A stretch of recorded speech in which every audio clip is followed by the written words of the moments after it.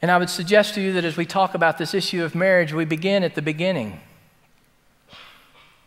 In the beginning, God. And we think for just a moment about the created order. You see, God created not out of any lack in himself.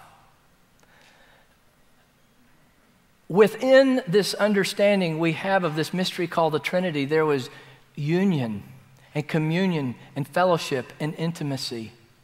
It was what we all want, is it not? How many people get to their deathbeds and say, gosh, I sure wish I was surrounded by more money.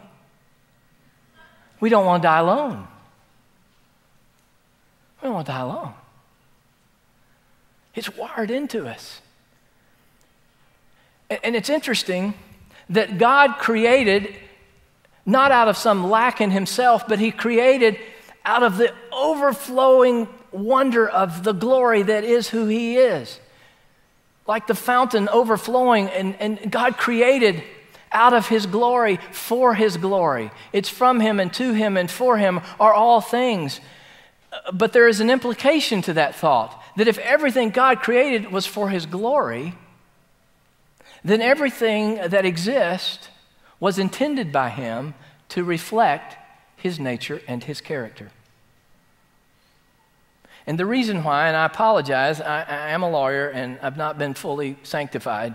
I think in logical kinds of terms, and the point being that if creation was intended to glorify God, if he created anything that was inconsistent with or contrary or less than his nature and character, then it could not glorify him, because he is that which is most glorious.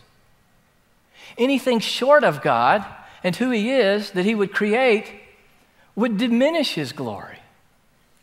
So if we want to know the truth about anything, that's why we keep coming back to this thought that we have to know God. We can't base the truth on what we feel or what we see.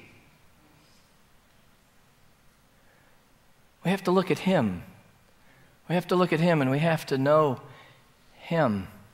If we want to know the truth about anything, we have to know him. In him are hidden all the treasures of wisdom and knowledge.